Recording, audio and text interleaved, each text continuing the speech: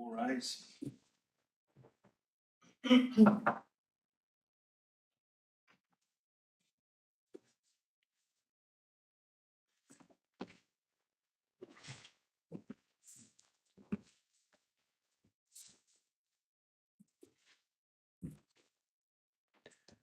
Mr. MacGregor.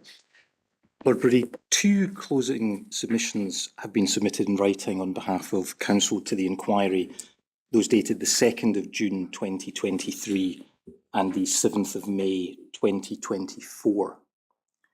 In addition to those written closing statements, Your Lordship also has the provisional position papers and the responses that set out much of the detailed background information in relation to the terms of references. Core participants have had an opportunity to comment on the written submissions produced by Mr McClelland and myself. And I adopt no partisan position today in terms of any specific findings that Your Lordship should make. Your Lordship should clearly accept or reject any submissions I make as Your Lordship deems appropriate.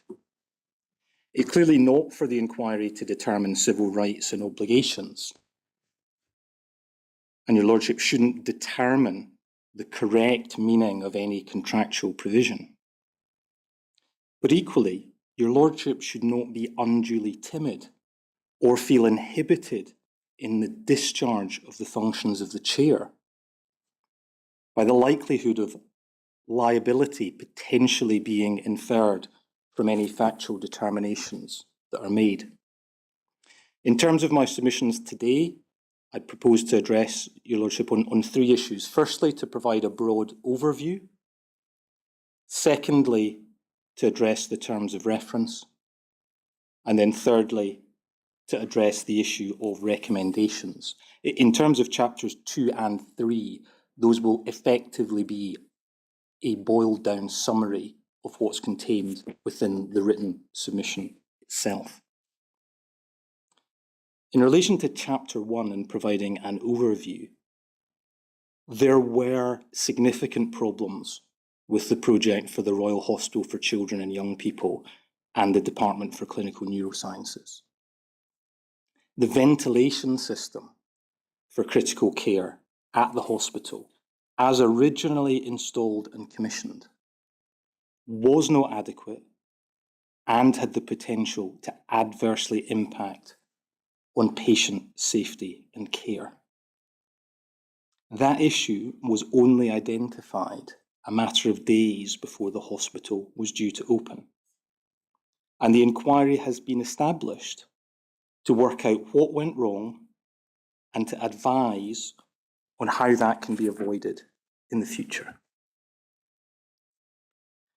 At the very front and centre of the inquiry is the impact the hospital not opening on time has had on patients and families. In my submission, there is no question that the Cabinet Secretary was correct not to open the hospital, given the potential for risk to patients. But the inquiry has heard significant evidence of the human impact on patients and families that arose from that decision. Your Lordship will recall the evidence of patients and families setting out that they were shocked and scared by the decision not to open the hospital. That was in no small part due to the very limited information they were provided with as to why the hospital did not open as planned.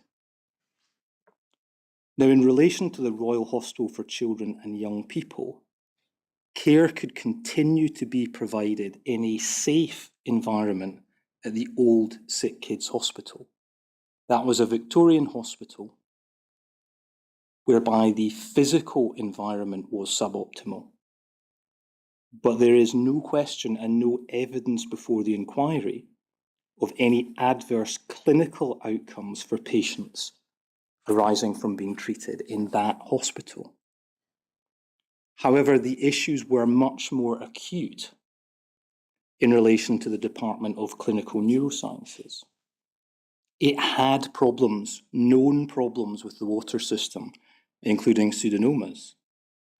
Patients had contracted brain infections linked to the water system, and there was a reduced capacity for operations to take place.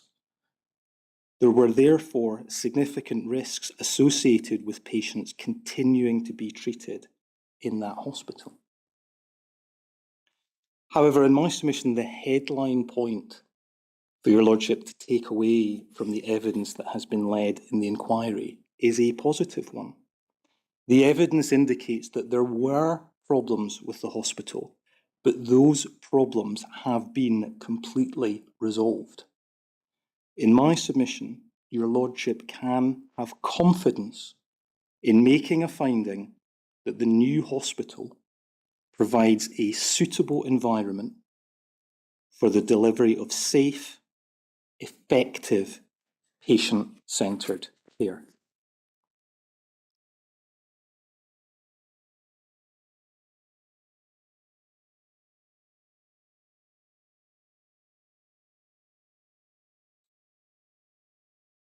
In terms of the overview, in my submission, your Lordship will wish to ascertain what the very genesis of the problem with this project was.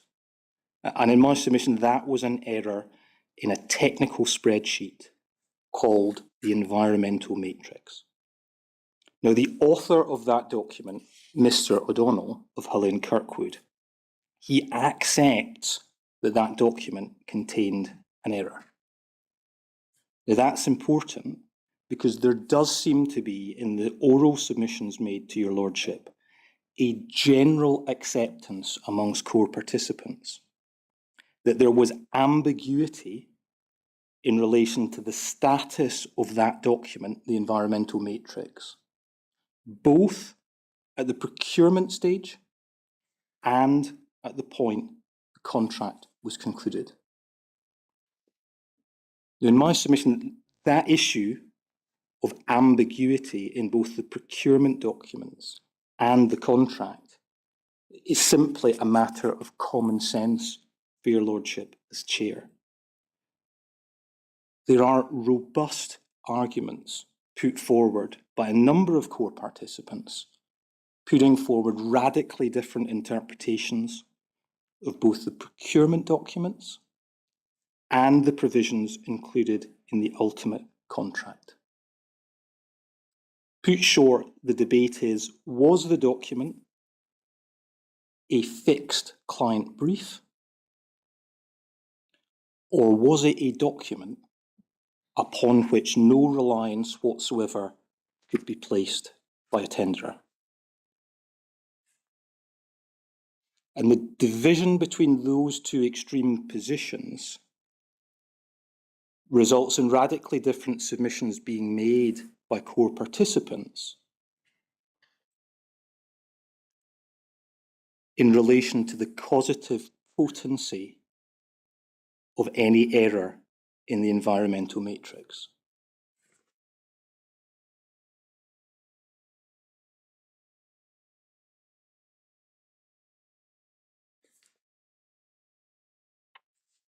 Now, in relation to that issue, the causative potency of the error in the environmental matrix, your Lordship has heard eloquent submissions on behalf of core participants in relation to that point. And it's perhaps helpful to contrast the submissions made on behalf of Mott MacDonald with those made on behalf of Multiplex. Mott MacDonald's counsel, Mr. McBrearty, his submissions that there was no causative issue arising from the environmental matrix, the drafting of the procurement documents, or the drafting of the contract itself. Mott MacDonald's position is that really the key issue, the key causative issue, was Mr. McKechnie and TUV Sood Wallace Whittle's interpretation of guidance. That is characterised as being a single point of failure.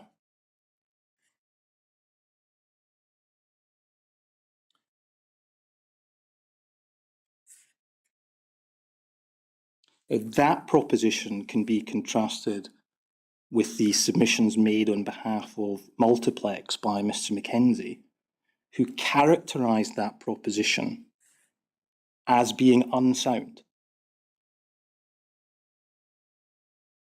Multiplex's position being that a health board needs to clearly state its brief and can't simply abdicate responsibility for the brief to the designer.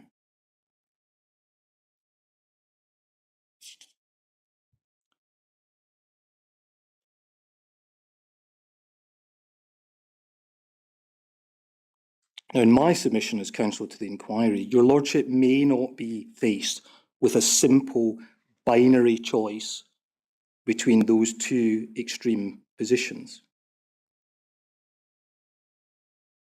Your lordship may consider that there's actually a much wider landscape of problems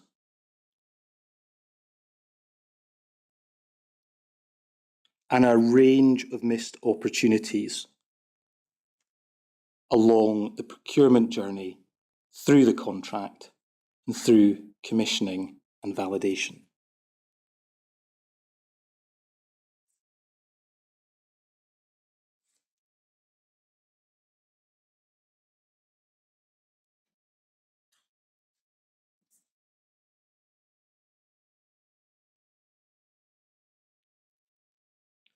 One way of considering that broader landscape is perhaps to take the submission made by Mr. McBrearty, whereby Mr. McBrearty drew a distinction between situations whereby problems could have been spotted and drew a distinction to situations where in his submission the problem should have been spotted. Looking through that lens of what should have been done at various stages in the project may be a helpful tool to your lordship.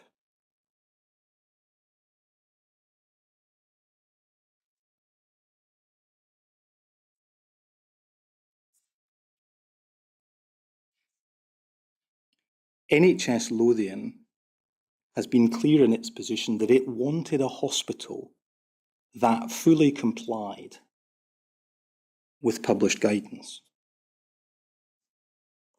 Now, if the very genesis of the problem is in a technical document, an environmental matrix, your lordship may wish to ask two questions. Your lordship may wish to firstly reflect on whether NHS Lothian should have had an environmental matrix that complied with published guidance. Sorry, just give me that again. Whether NHS Lothian should have had an environmental matrix that complied with published guidance.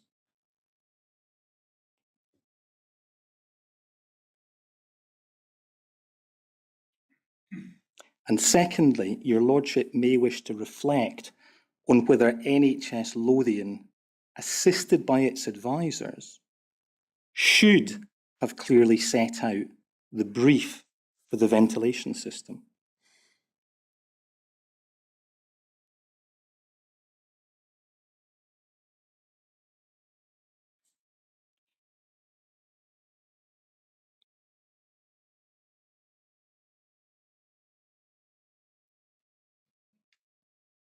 I raise those issues for your lordship's consideration in the context of causative potency. If the spreadsheet doesn't contain any errors,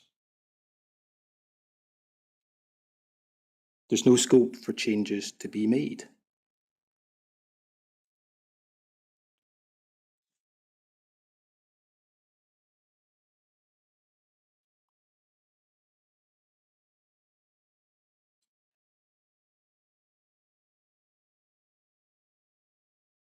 If there is a clear and unequivocal brief, there is no scope for changes to be made.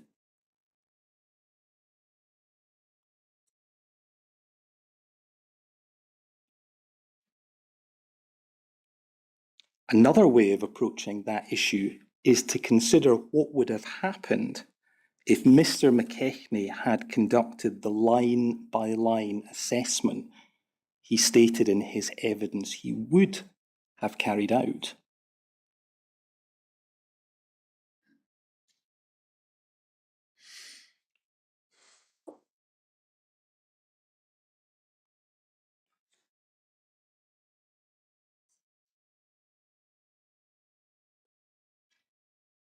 Presumably, if the environmental matrix had contained the correct air change and pressure parameters, at the very least, Mr. McKechnie would have told NHS Lothian that he disagreed with the values set out in that document. And NHS Lothian would then have had the choice as to whether to maintain the original values or to change those values to reflect Mr. McKechnie's interpretation of the guidance.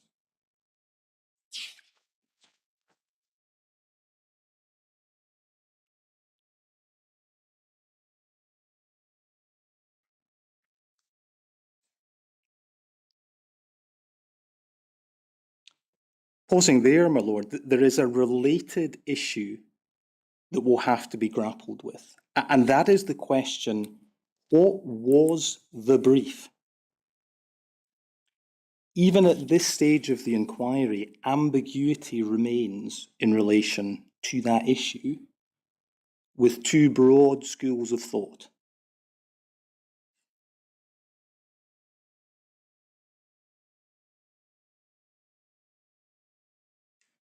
So IHSL and Multiplex have a straightforward position. The brief was the environmental matrix.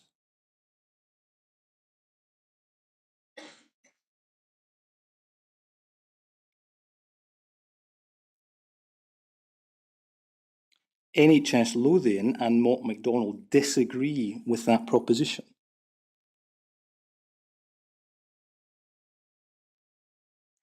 Now, it's not a matter of dispute that a full suite of room data sheets produced using the activity database were not provided to prospective tenderers.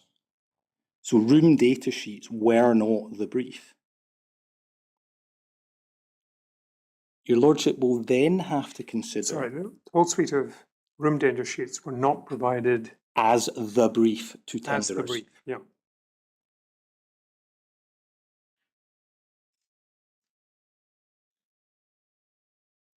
Now, that being the case, your Lordship will have to consider the requirements of Cell 19 of 2010 that an appropriate briefing document would be room data sheets produced using the activity database or something of equivalent value.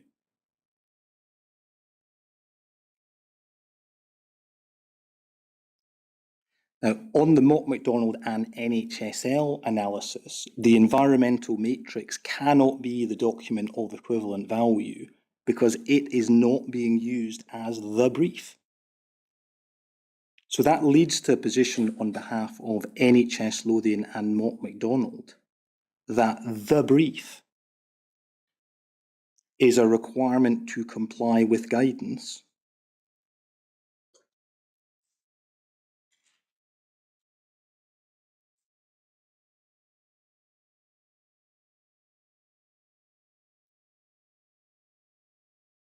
which at that point in time at least was open to interpretation.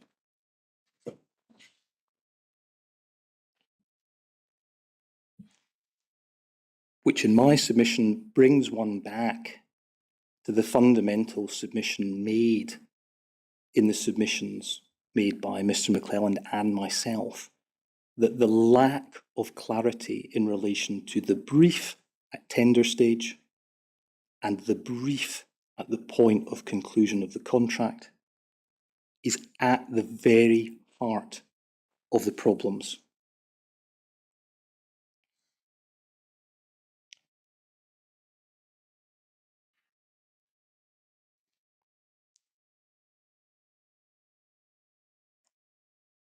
No, my lord, that is not. I was going to ask whether you're opening the question as to whether reference to an SHTM ever could be sufficient. Well, indeed, my lord, I think that is a question. There's been a lot of evidence led in relation to what is SHTM 0301. It's guidance. It's not a legislative requirement, and it's not something that it is absolutely mandatory to comply with. So in itself, sometimes the guidance is open to interpretation, but also it's not binding. You can depart from guidance if there is a good clinical reason for doing so.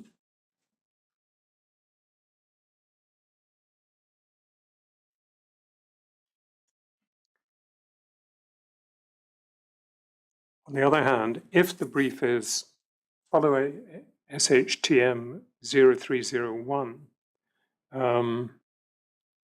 as I think a number of people have said, through that mechanism, SHTM 0301 becomes a contractual obligation. But I was just wondering if you were challenging, or at least raising the question, as to whether such a contractual obligation could ever be certain enough to provide a clear brief. Well, look, I think that is at the very heart of the problem. What does comply with guidance mean if that guidance is open to differing interpretations? And that was something that there was a range of evidence provided on in terms of the difficulties of simply saying just comply with the guidance if that means different things to different professionals. So that deals with the issue of the clarity of the brief. There are clearly a range of other potential missed opportunities that your lordship will have to consider, both at the period through the procurement exercise and beyond. Perhaps just to take one example that was touched upon in the submissions made, and that's the characterisation of the review of tenders as being a low intensity review.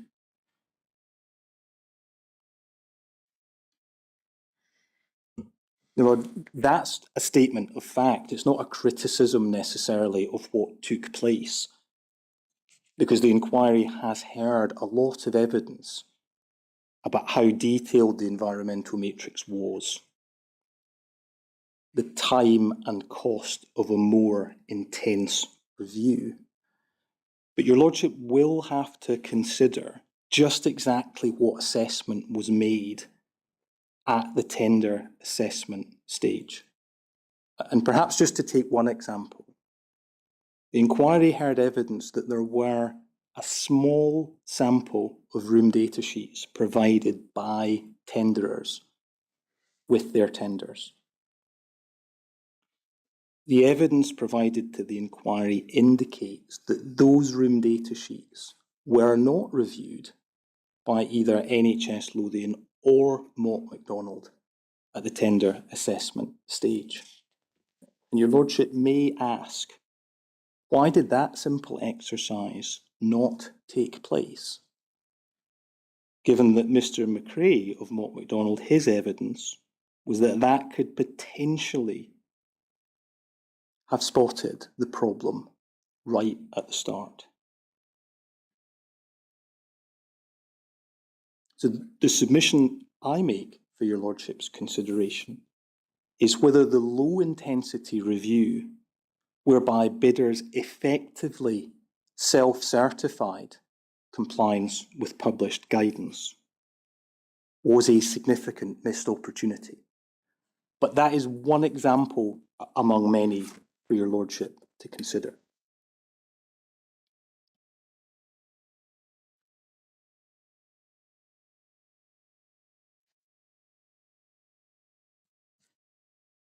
So if that deals with the brief and some of the associated issues, your lordship will, in my submission, also have to grapple with the evidence provided by Mr. McKechnie as to his position and the submissions made by a range of core participants that Mr. McKechnie was the single point of failure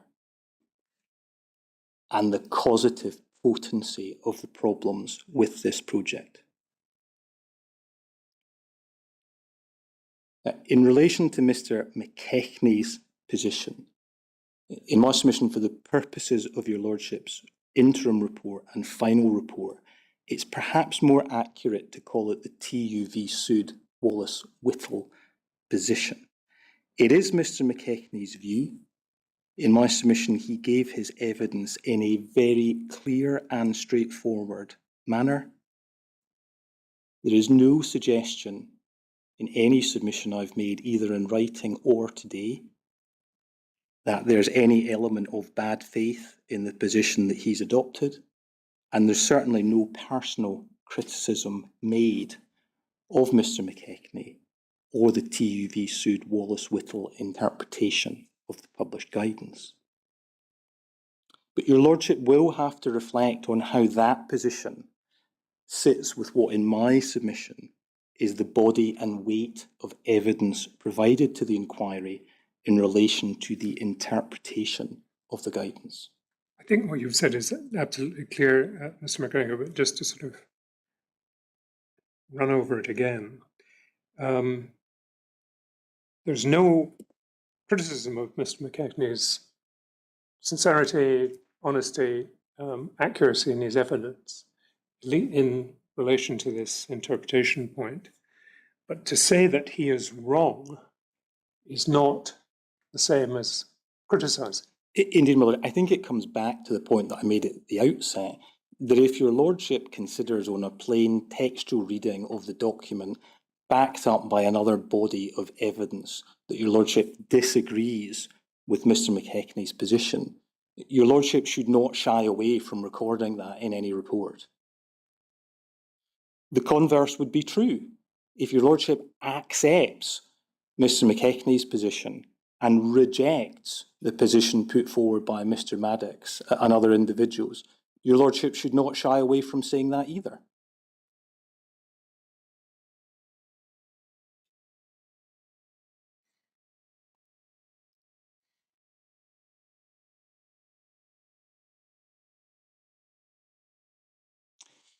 So on one side of the debate, there's the TUV Sud Wallace Whittle position. In my submission on the other side, you have Mr. Maddox, but this isn't a scenario whereby you simply have one expert putting forward one view and another expert putting forward a contrary view. Mr. Maddox disagrees with the position put forward by TUV Sud Wallace Whittle. IOM Limited disagree with that position. Mr. McLaughlin from Health Facilities Scotland, he disagrees with that position. And Mr. O'Donnell of Hulley and Kirkwood also disagrees with that position. And perhaps just while I'm touching on Mr. O'Donnell and Hulley and Kirkwood, the submission was made earlier today that, well, the inquiry just simply doesn't know where the air change rates in the original environmental matrix came from, and that might have been a conscious choice made by the draftsman. In my submission, we do know the answer to that question, and it was covered off by Mr. O'Donnell both in his witness statement and also in the oral evidence that he gave. If I perhaps just read out paragraph 29 of Mr. O'Donnell's witness statement, his evidence was in the following terms. I've been asked why the EM for RHCYP/DCN stipulated that the mechanical ventilation system for critical care multi-bed rooms would deliver 4 air changes per hour despite SHTM 0301 guidance, which sets 10 air changes per hour. This was not a derogation from the SHTM 0301 guidance, but a discrepancy, an error. So we know Hulley and Kirkwood's position is that it was simply an error. Just a failure of noting on my part, the witnesses who gave contrary interpretations to Mr. McKechnie were Mr. Maddox, Mr. McLaughlin, Mr. O'Donnell. I think I missed another one. I simply recorded the fact that IOM Limited, when they came in and did their IOM, testing, right, disagreed. Okay. And your Lordship may also wish to note that the Scottish Government, ultimately the Cabinet Secretary, disagreed with that position.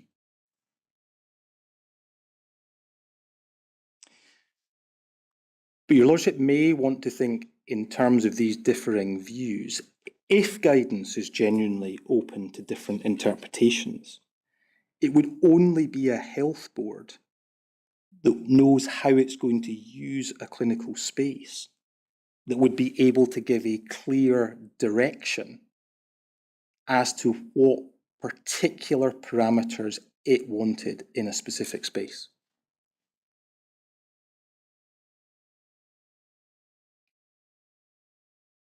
And leading on from that point, my Lord, if your Lordship accepts the characterisation of Mr. McKechnie being the single point of failure, your Lordship will also require to reflect on whether he was given the opportunity to be that single point of failure by the lack of clarity that the Health Board provided in its brief. And it's really back to that earlier point I made. If there's a very clear brief, there's no room for interpretation. If there's an ambiguous brief, you're then ceding control for what could potentially be an erroneous interpretation. Understandably, we're talking about interpretation.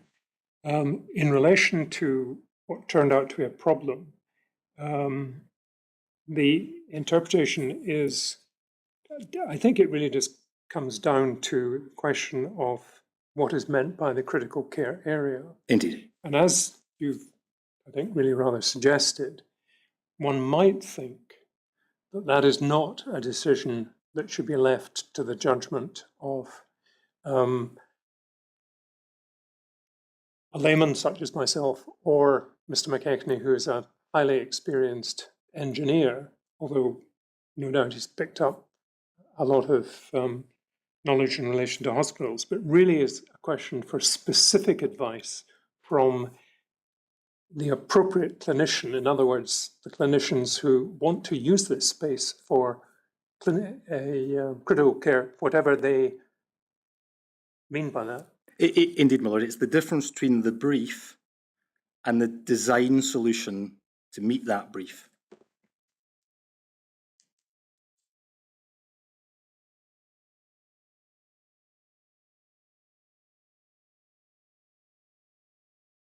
Just so that I understand that point, the brief being the output. Indeed, the brief being the clinical use of the space and the requirements for that space, as opposed to the design to meet those requirements. And when we're talking about design, the dimension of the vents and whatever. Indeed, my Lord, but I think perhaps in layman's terms, it comes to be that a designer can't tell a client what they want. Mm-hmm. The client has to tell the designer what they want, and they then meet the design.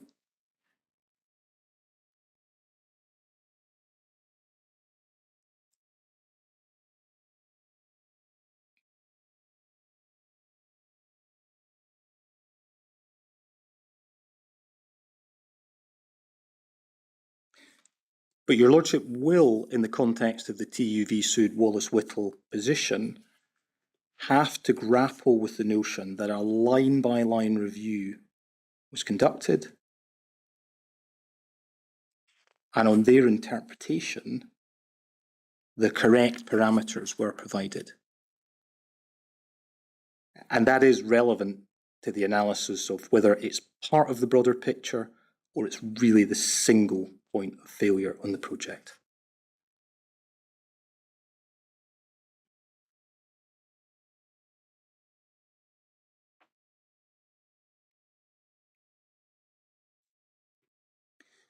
Linked to that, your Lordship will have to consider the changes made to Guidance Note 15.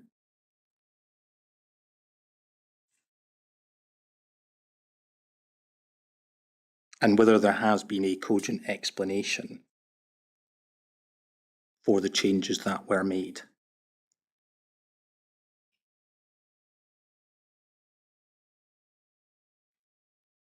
And I would simply remind your lordship of Mr. Maddox's evidence that his position was that if you were faced with a fixed client brief,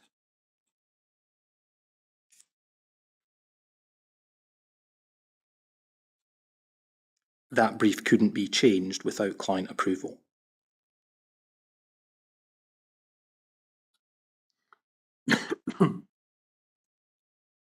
And in my submission, that comes back again to the inherent tension of the issue that your lordship has to resolve, of whether this type of issue is just one issue amongst many in a very broad spectrum, or whether it's truly the nub of the issue, the single point of failure.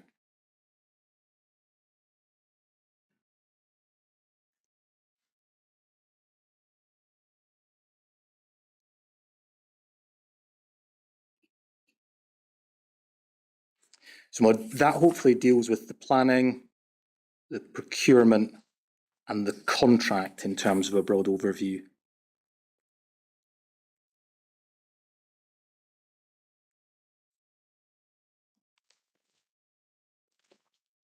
In terms of an outline summary, the other two key stages of the project your lordship will have to consider is firstly Settlement Agreement 1 and the period leading up to that.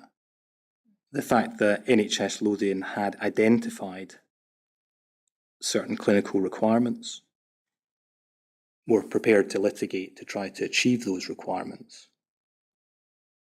and documented a technical solution within Settlement Agreement 1. But again, even at this stage in the inquiry, parties take radically different approaches to what the technical schedule to Settlement Agreement 1 actually is. And it's back to that previous question. Is what we see there the brief, or is it the design solution to meet the brief? And that's relevant to a range of issues within the NPD contract. It's relevant to the risk transfer. And it's also, in my submission, relevant to the advice, if any, that NHS Lothian was receiving from its technical advisors, including Mott MacDonald. It's understandable from the evidence the inquiry's heard, if what we see within that document is a design solution, that neither NHS Lothian nor any of its advisors would take any responsibility for that. The whole concept of a PPP, PFI or NPD contract is to put all of that design risk onto the private sector. Your Lordship may consider it slightly more difficult to apply that analysis if what the technical schedule was setting out was a client brief. And I think that's back to the point characterised by Mr. McBrearty, the difference between providing technical advice as opposed to technical assurance.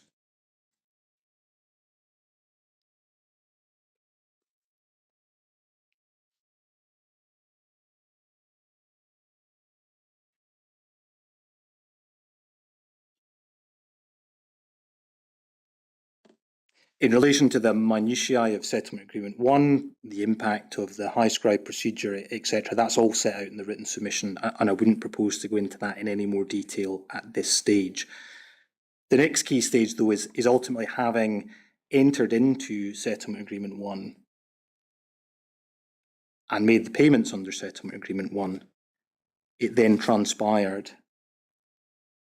that NHS Lothian wanted something different and achieved that through Supplemental Agreement 2 and High Value Change Notice 107.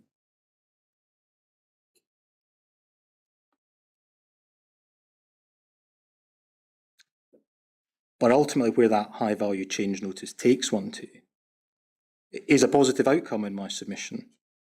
It is a hospital that fully complies with published guidance. And that's been confirmed by Mr. Maddox in his report.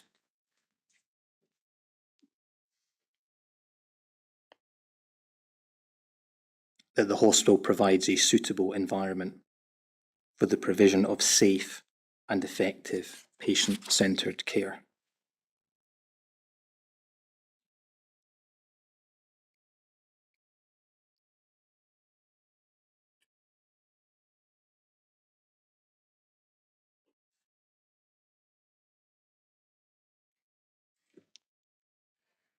Lord, that concludes the first chapter of my submissions. I now propose to turn and deal with the terms of reference. Your Lordship may not feel it necessary to take a verbatim note of everything I'm going to say, because this really is a broad summary of what is set out within the written closing submissions.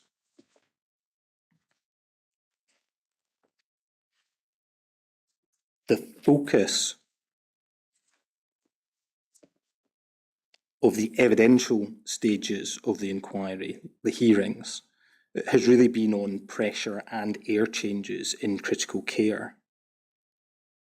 But the remit of the inquiry is wider. It's to consider the planning, design, construction, commissioning, and where appropriate, maintenance of the hospital. All of the detail in relation to all issues other than pressure and air changes in critical care are set out in Provisional Position Paper 7, the accompanying note, and the responses from core participants.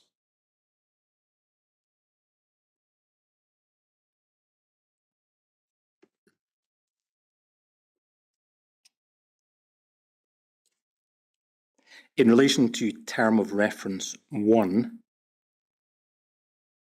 in my submission, Your Lordship can find that the specification for the ventilation system for the hospital in the period from financial close until the remedial works were completed did not clearly conform to relevant guidance.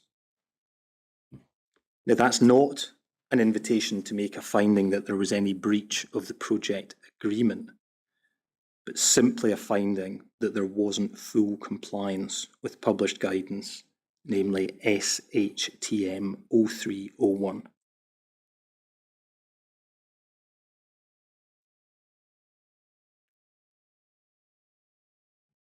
The key deficiency was with air changes per hour.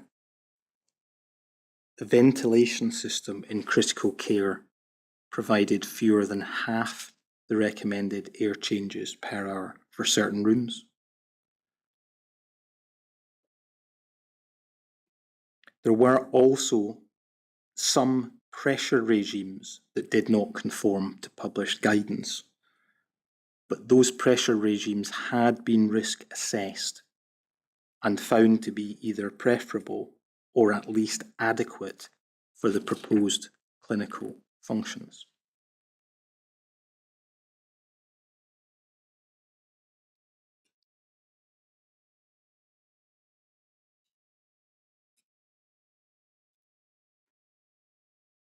The remedial works undertaken was effectively to replace the ventilation system. And that's a system that now conforms to applicable recommendations, guidance, and good practice.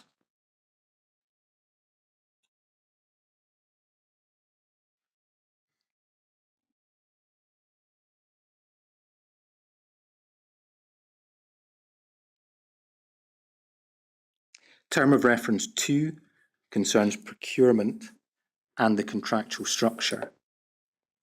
The detail on the contractual structure and the financing arrangements are addressed in Provisional Position Paper 10. And in my submission, the contractual structure did not directly contribute to the defects and problems that arose. But Your Lordship will have to grapple with whether it had an indirect impact on relevant issues. Sorry, say it again. The contractual structure did not have a direct contribution to the defects that arose. But Your Lordship will have to grapple with whether it had an indirect impact on the problems with the project.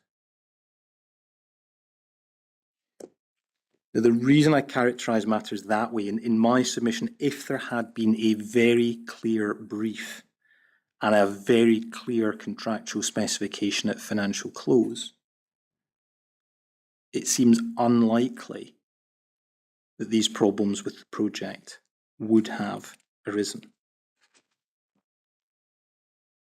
And that's really back to the submissions that I made earlier today. What was the brief? Is the brief the environmental matrix?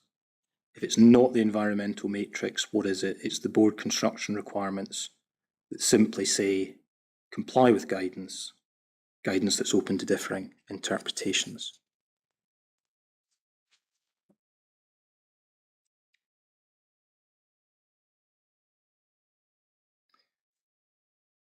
But in the context of the procurement exercise and in the contract itself, Your Lordship will also have to consider decisions taken by NHS Lothian at key points. One key decision being the determination that a full set of room data sheets would not require to be provided at financial close, as has been stated in the original tender documents.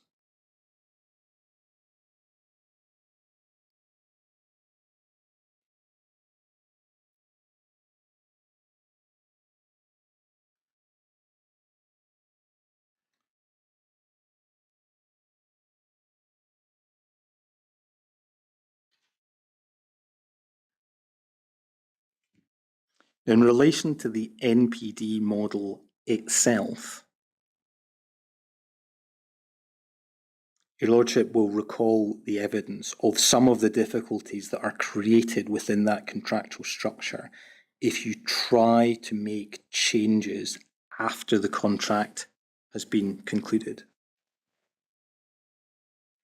And Your Lordship will also recall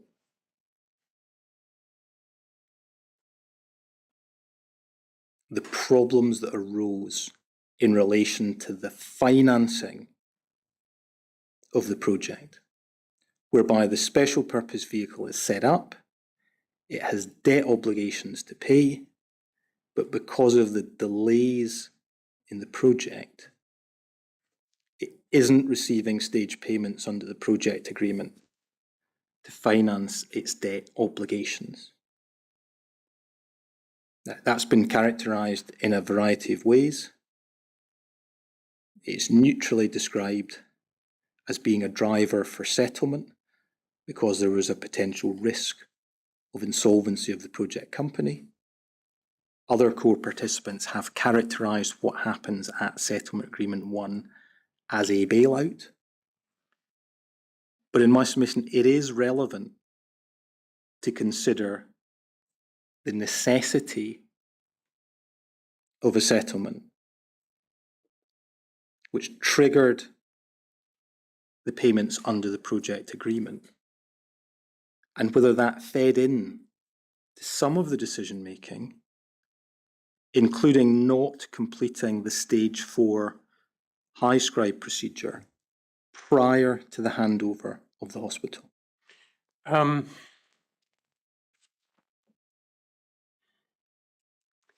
I just ask you about that?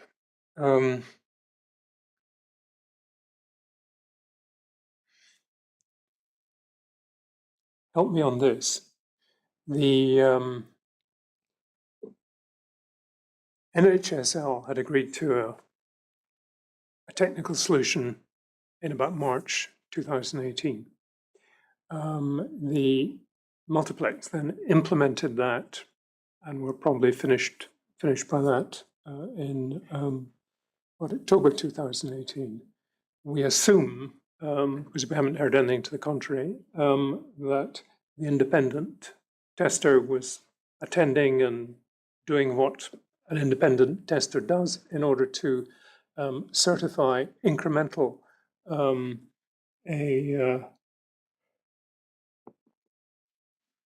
completion with a view to a practical certificate. Now, I think I understand that until Settlement Agreement 1 was signed, which formalized what was really a previous agreement to accept as within the contract, the solutions in the technical schedule. Was NHSL really in a position to say, to delay the independent testers' certification of practical completion on the grounds that RHCYP stage 4 had not been completed? I think, my Lord, it depends how one views the RHCYP and how it relates to the settlement, because this was a commercial settlement that was reached. The evidence of the Scottish Government is that the funding for that is signed off during 2018, albeit the payment isn't made until 2019.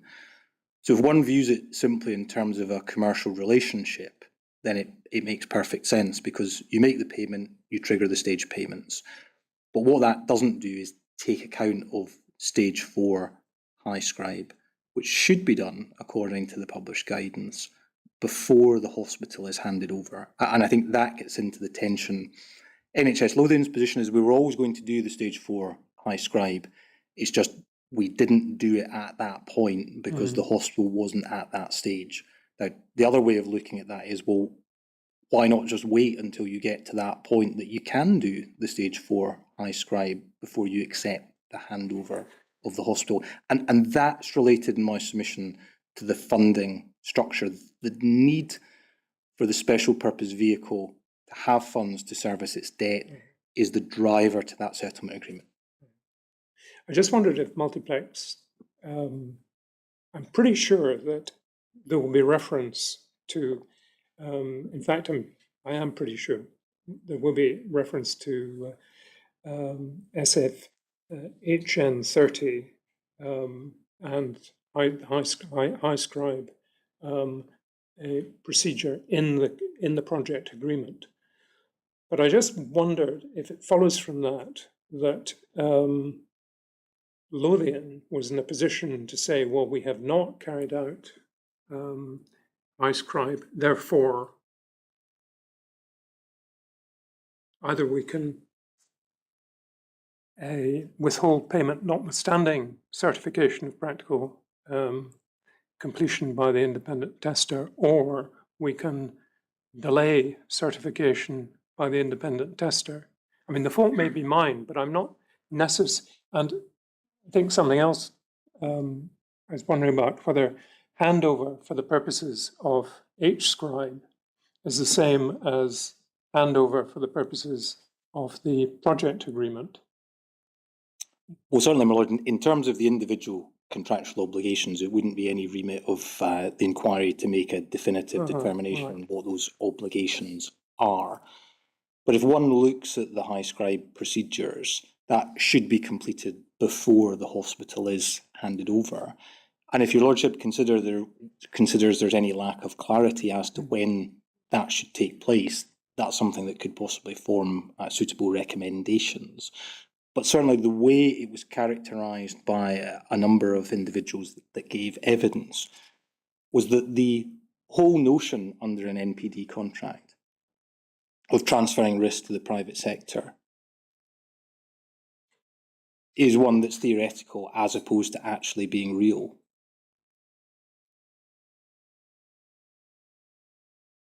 Your Lordship will recall the evidence of the commercial necessity to reach a settlement so that the funds could flow to service the debt obligations. And in my submission, that's something that your Lordship will have to reflect upon in terms of whether the contractual structures were relevant to the problems. But for the special purpose vehicle, your Lordship may ask the question, why not just wait until the hospital is completed to a point that the stage 4 RHCYP can be completed. But again, I say that against the backdrop, the evidence from the NHS Lothian witnesses were clear. It was never a question of just skipping and never doing the stage 4 RHCYP. It was a question they simply couldn't do it at that stage in time. But by the law of unintended consequences, that reaches a situation where the health board's paying for a hospital that can't be used. help me with this. Am I right in remembering that part of Settlement Agreement 1 was an agreement which would not have otherwise been the case, that practical completion should be certified notwithstanding the fact that additional works will be done? That was the commercial position that was agreed between the parties. And if works are still to be done, NHS Lothian would say, well, we can't finish iScribe. Indeed, Lord. Because it includes things like checking on tile dispensers, and if the work's not completed, the tile dispenser may not be there. Indeed, Lord. Right, okay.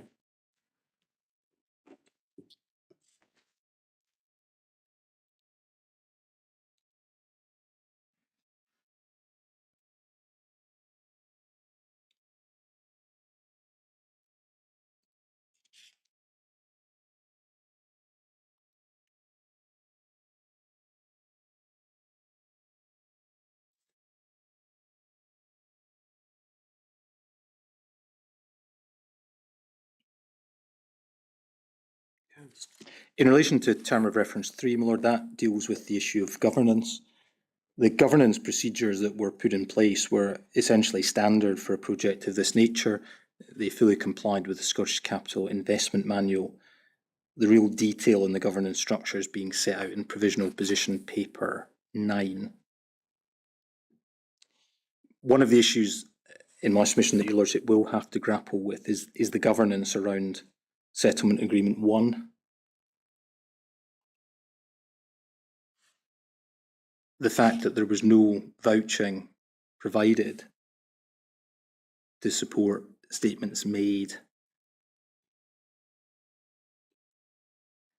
That technical advisors fully supported the position. And it doesn't appear that there was any meaningful input from infection prevention and control, certainly Dr. Inverarity, in relation to that technical solution. But as I've set out in the written closing submissions, the only way the problems with this project could really have been spotted by the governance bodies is if they had insisted on some form of independent technical review being undertaken. The term technical audit, I think, is a term that I coined. It's not a technical term of art, and apologies if that set here is running. But it's really back to the wider point about just exactly what would be expected. Would it be a full shadow design team that would have to be in place with all the costs and expense that goes with that? Because if that wasn't what was going to be required, what would be required of a governance body, and that again perhaps comes back to the TVU v Sood Wallace-Whittle position, if they had been asked to provide a report or a document or a certificate that says, does the technical solution fully comply with published guidance? Well, we know what the answer to that would be. The answer would be yes. Mr. McKechnie still maintains that view. TVU v Sood Wallace-Whittle still maintain that view. So in my submission, it's perhaps if one is talking about causative potency, issues of governance are not at the absolute heart of the problems that arose on this project.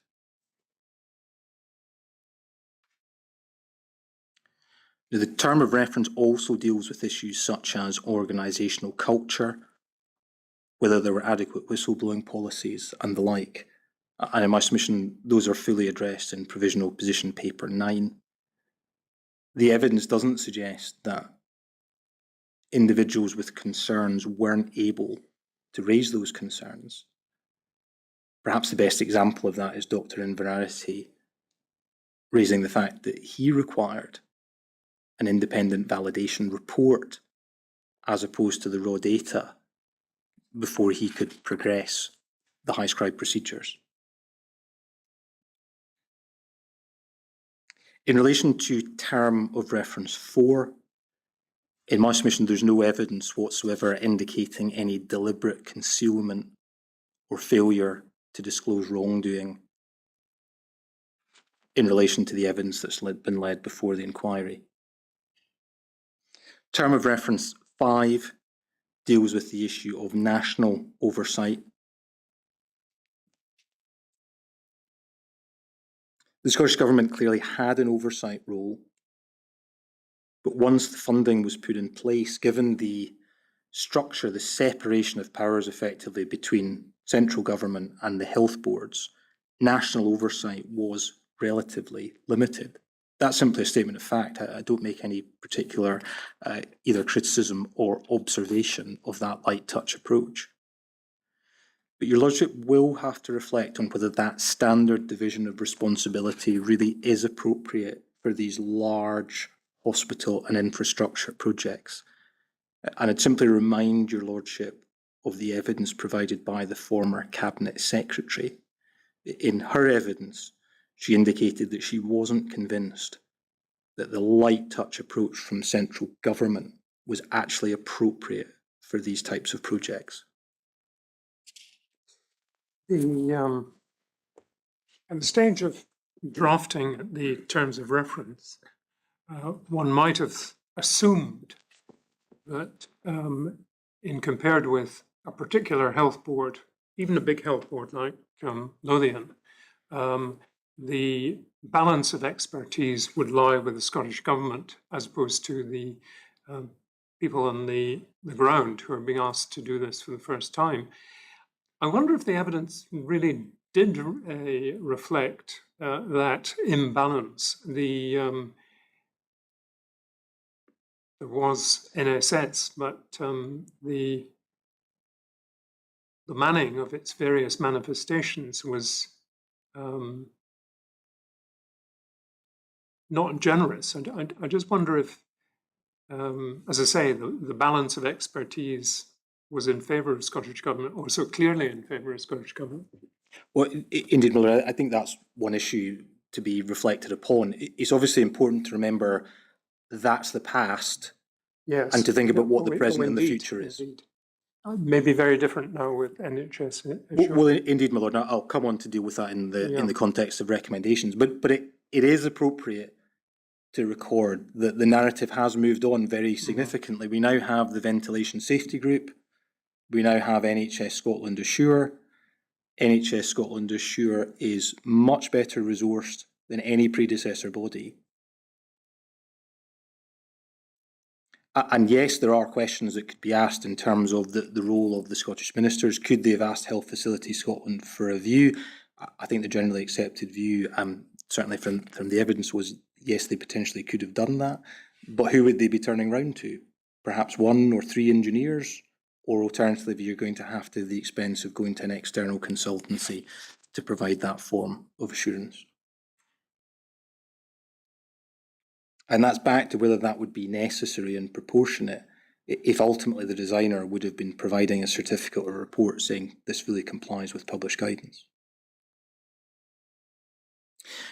Lord, clearly there's a step change in the national oversight that's provided after the 2nd of July. The Cabinet Secretary gave, or the former Cabinet Secretary gave clear evidence that she effectively took control of all decision making in the project from that point onwards. Your Lordship will recall the evidence of the NHS Board Performance Escalation Framework, the governance procedures put in place at the escalation to level 3, and then ultimately the escalation to level 4, and the national oversight provided by Scottish Futures Trust, albeit that was on commercial and financial aspects of the project as opposed to technical aspects.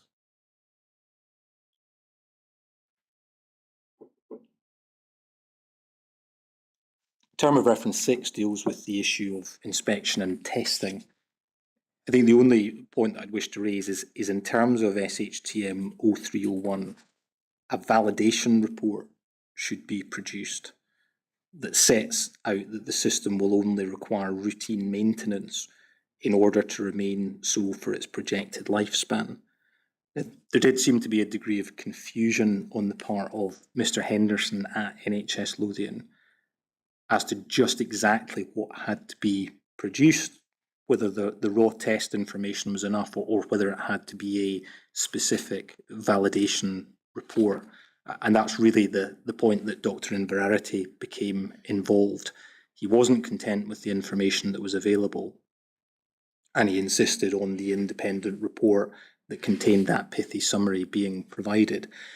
I raise that, my Lord, because it might be relevant to a wider issue in terms of the recommendations in relation to 4 revenue-funded projects, just exactly who is responsible for doing the independent validation. Is it the health board that's running the facility, albeit it's not the health board that actually owns the facility itself? Take term of reference 7 relatively quickly, my Lord. Simply to remedy the defects, the critical care ventilation system was effectively replaced. IMTech and Horley were engaged to design and install a ventilation system that provided positive pressure and 10 air changes per hour. And your Lordship can take comfort from Mr. Maddox's report that the system is now designed and operating in full conformity with SHTM 0301.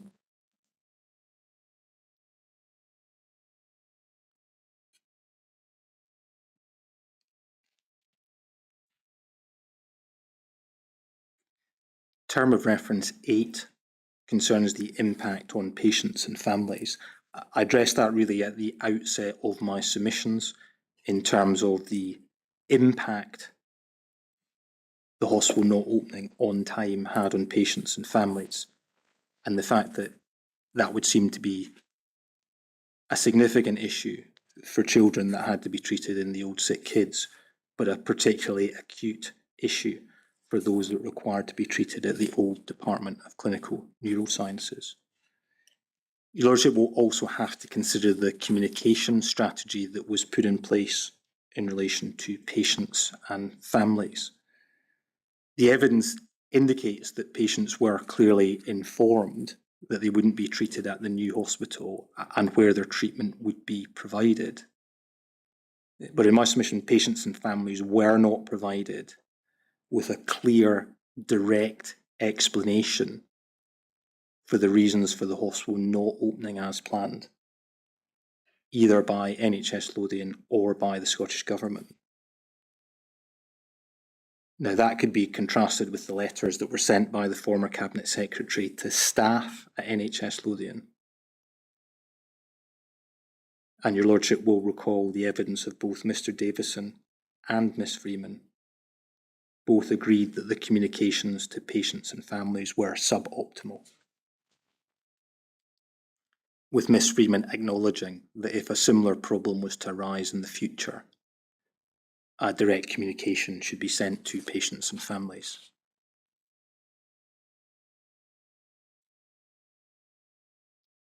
In relation to term of reference 9, that doesn't arise in relation to the Royal Hospital for Children and Young People or the Department of Clinical Neurosciences.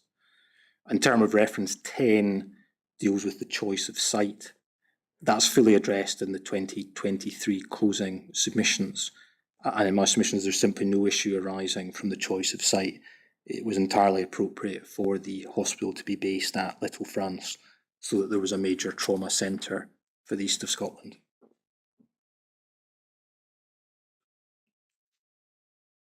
Terms of reference 11 and 12 effectively deal with knowledge transfer arrangements and opportunities for lessons to be learned. In my submission, there was no systemic knowledge transfer arrangements in place to learn lessons from healthcare construction projects in the period prior to the creation of NHS Scotland Assure.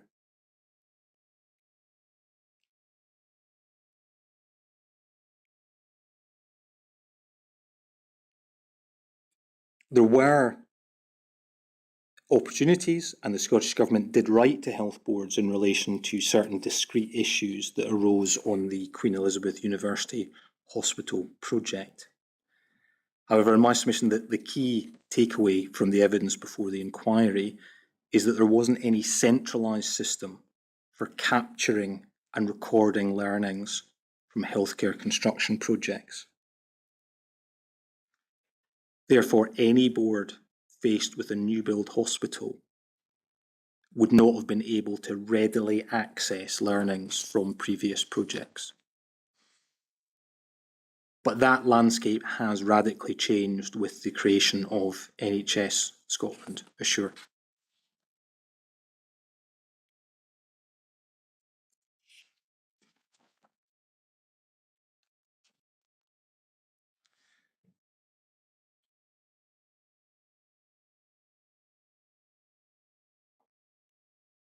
So in terms of closing the chapter of my submissions in relation to the terms of reference, in my submission, Your Lordship has a solid evidential basis to address all relevant aspects of the terms of reference.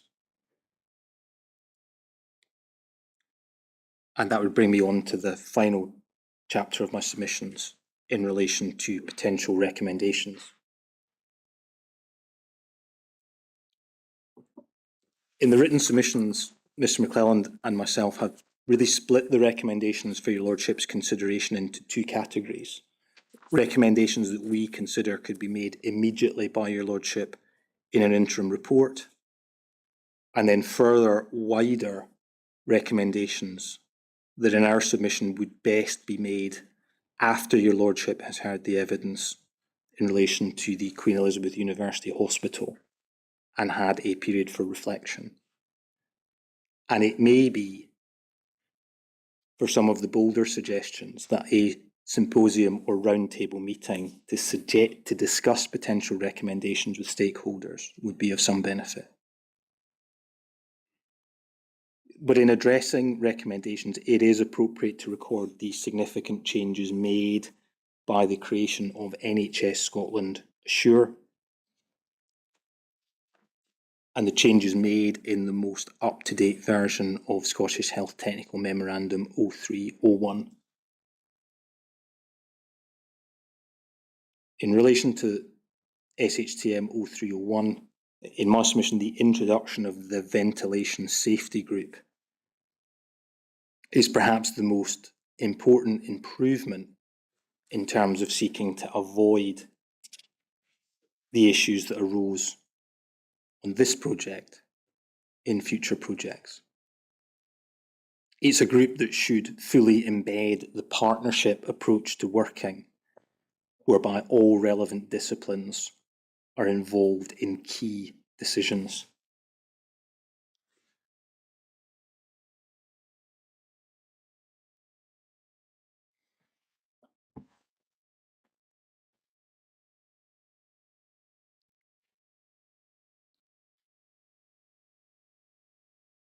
The revised guidance also improves the clarity around recommended parameters that should reduce misunderstandings on future projects.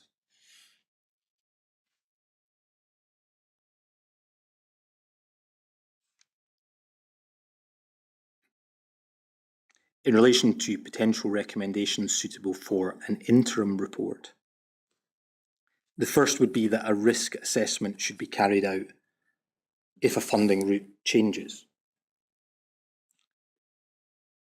The evidence indicates a well-intentioned desire on the part of NHS Lothian not to waste work that was done on the capital phase of the project, but that was carried forward into the revenue-funded project without an adequate risk assessment as to whether the work that had been done was either adequate or appropriate for the revised funding and procurement model. And in my submission, there should be a risk assessment undertaken with a recording of the rationale for carrying forward work done on one funding model into another.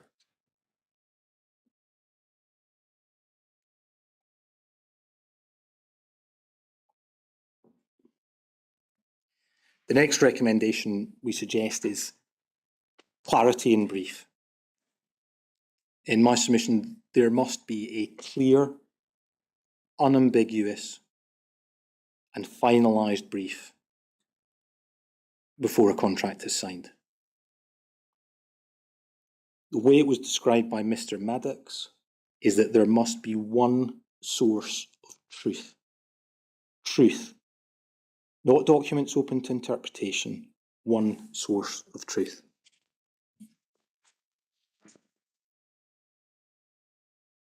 In relation to derogations, there's currently no standard form for derogating from guidance. Now, any such derogation is going to be agreed by the ventilation safety group, but the evidence before the inquiry from the public sector, including health boards and industry, indicates that a standard form derogation for use throughout the whole NHS would be beneficial. It would result in consistent and uniform practices.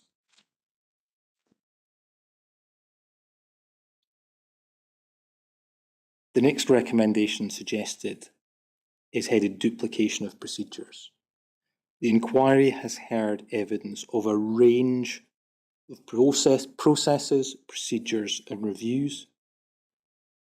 To take 3, the NHS Scotland Design Assessment Process, the NDAP, the Sustainable Design and Construction Procedure, the SDAC, and NHS Scotland Assures Key Stage Assurance Review procedures. Each of these procedures can be time-consuming and demanding to complete. There's a risk that they become unduly bureaucratic and focused on process rather than substance, and your Lordship may consider that one streamlined procedure would be appropriate.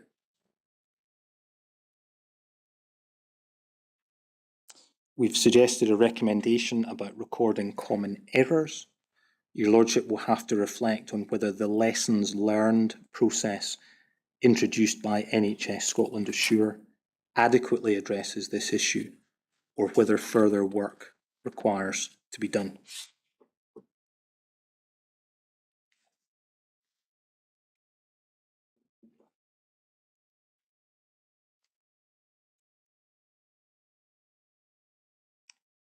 We have suggested a recommendation in relation to the commissioning and validation of revenue-funded projects.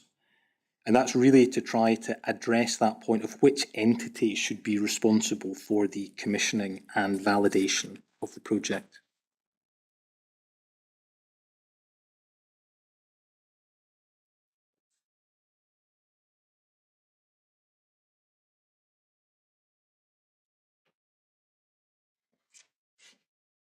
We've suggested a recommendation in relation to role specifications, and that's both role specifications within the NHS and in relation to the role of advisors. Now, in relation to role specifications, in relation to that point, in the closing submissions for various core participants, updates have been provided in relation to new role specifications that have been introduced for infection prevention and control personnel, and your Lordship will have to consider whether those are adequate and proportionate.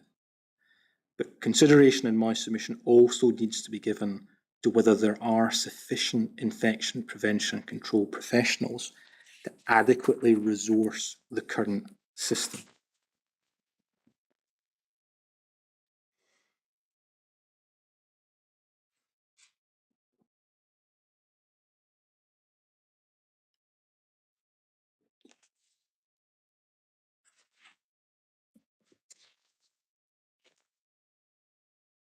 We've also suggested possible improvements that could be made in relation to the appointment of advisors and the recording of any technical advice that is provided at key stages of a particular project. Linked to that is a suggested recommendation in relation to training for the various disciplines that would be involved in key decisions on engineering systems. Simply put, engineers don't have the acquired knowledge of infection prevention and control personnel, and vice versa. But if one is dealing with a true multidisciplinary team, your Lordship may consider that it's helpful for engineers to have some basic training in infection prevention and control principles, and equally for microbiologists and infection prevention and control personnel to have a basic understanding of engineering principles.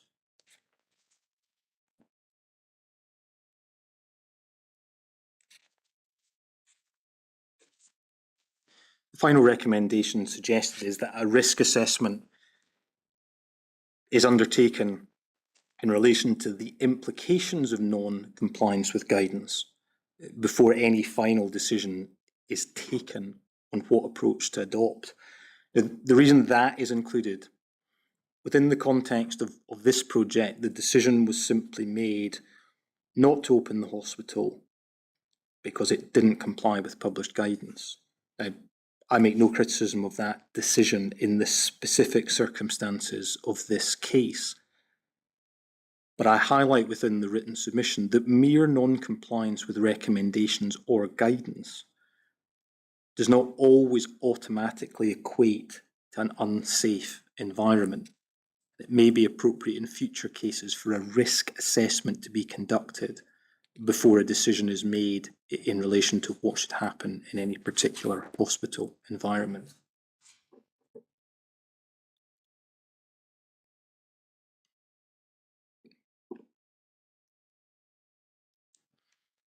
That concludes, my Lord, the interim recommendations that your Lordship may wish to consider. There are potential wider recommendations that your Lordship may wish to return to at a later stage in the inquiry.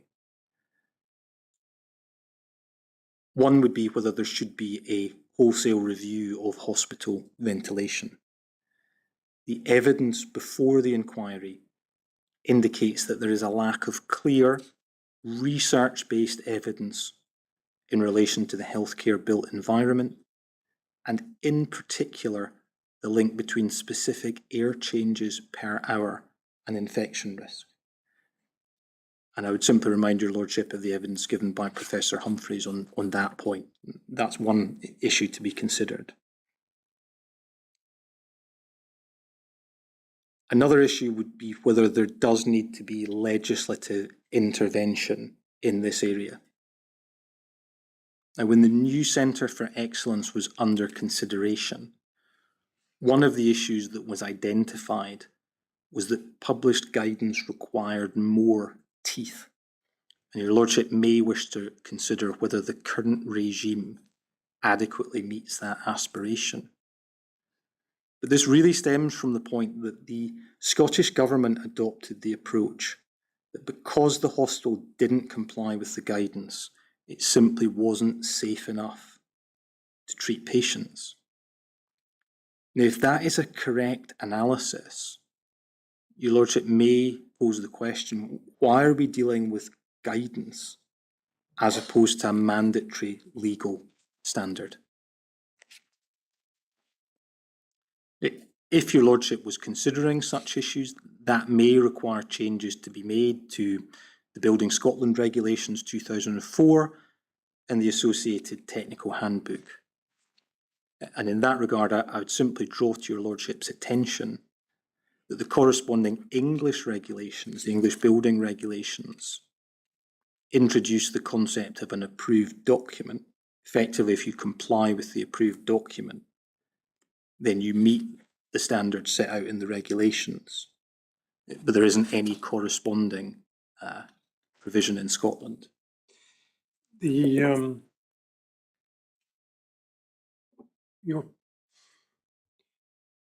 make the point that Scottish Government proceeded in July 2019 that, or you could characterise what the Scottish Government did in July 2019 as equating failure to comply with a state of unsafety.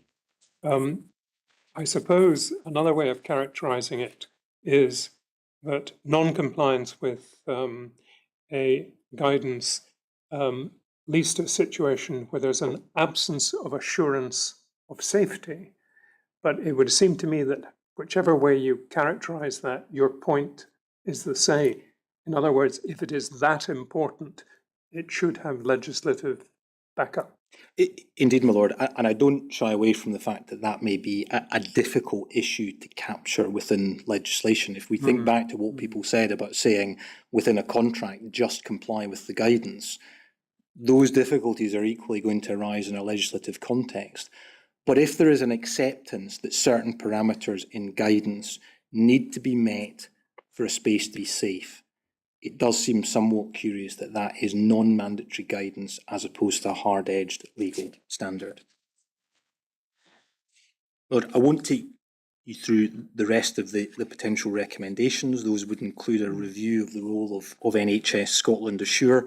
The inquiry's heard a range of views as to whether it should have more of an inspection role, a role in signing off, or whether it should simply be at providing the current review that it does at the moment. Those are all issues perhaps for another day later in the inquiry. Linked to that would be whether there should be any recommendations made in relation to the procurement process for projects of this nature.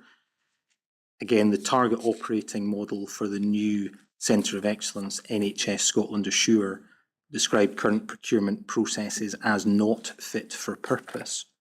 Now, that was an issue that was tested with a number of witnesses. No one was actually able to assist the inquiry in terms of how the procurement process was not fit for purpose.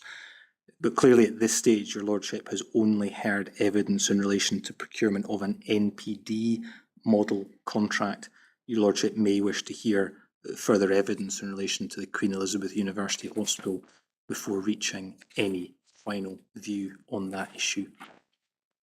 So, Lord, that really concludes the submissions I would wish to make in relation to the aspects of the inquiry dealing with the Royal Hospital for Children and Young People and the Department for Clinical Neurosciences. In my submission, Your Lordship has a large body of information and a lot to consider. But that body of evidence should permit Your Lordship to make clear findings and to make helpful, practical recommendations.